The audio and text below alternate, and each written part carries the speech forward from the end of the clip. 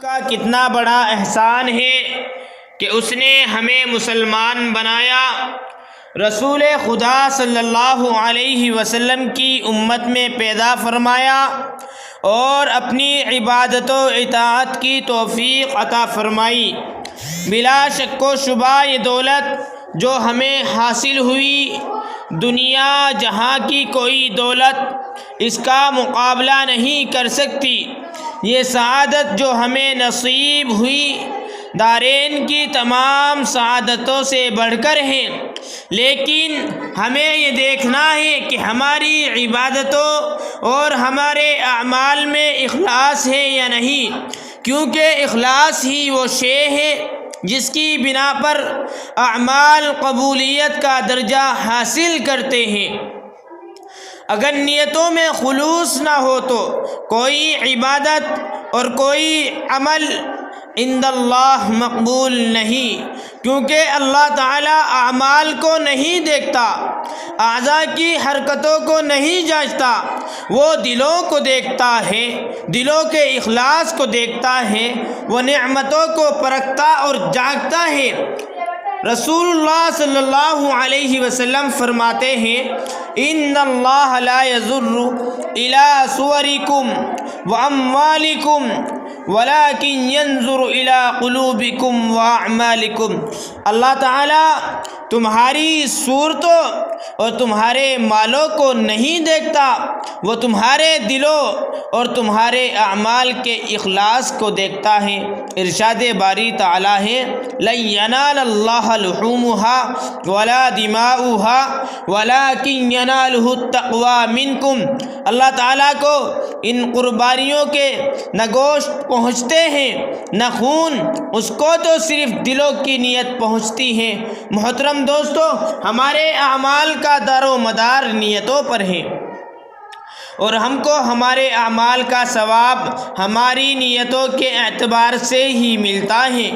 اگر ہماری نیتوں میں خلوص ہوگا تو ہم اجر و ثواب کے مستحق ہوں گے، ورنہ ہمارا وہی عمل ہمارے لیے وبال بن جائے گا۔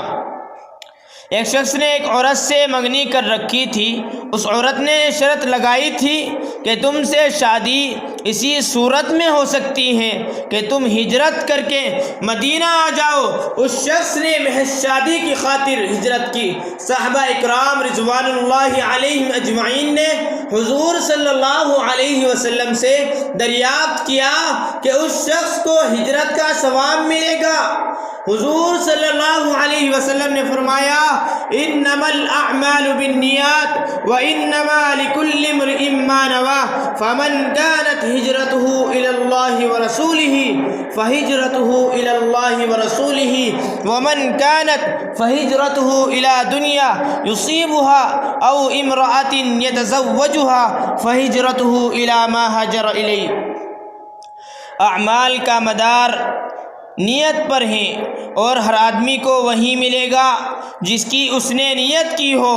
پس جس کی ہجرت اللہ اور اس کے رسول کے لیے ہوگی، اس کی ہجرت اللہ اور رسول کے لیے ہوگی، اور جس کی ہجرت دنیا حاصل کرنے کے یا کسی عورت سے شادی کرنے کے لیے ہوگی، اس کی ہجرت اسی لیے ہوگی جس کے لیے اس نے ہجرت کی، یعنی اس کو ہجرت کا ثواب نہ ملے گا۔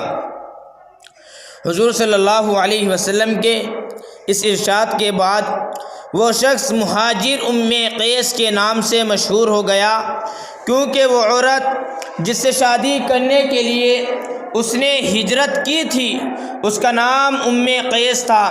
اخلاص نیت کا مطلب یہ ہے کہ ہمارا ہر عمل اور ہماری ہر عبادت صرف اللہ کی رضا جوئی اور خوشنودی کے لیے ہو، کسی اور کی رضا مقصود نہ ہو، اور اس میں ریاکاری اور دکھاوا بھی نہ ہو۔ رسول اللہ صلی اللہ علیہ وسلم فرماتے ہیں، من سمع الناس بعملہ سمع اللہ بہ اسامع خلقہ وحقرہ وصغرہ۔ جو دنیا میں اپنے اعمال لوگوں کو بتاتا پھرا، قیامت کے دن اللہ تعالیٰ اس کے عیوب لوگوں کو بتائے گا اور اس کی ریاکاری کو ظاہر کر کے لوگوں کے سامنے دلیل رسوا کرے گا۔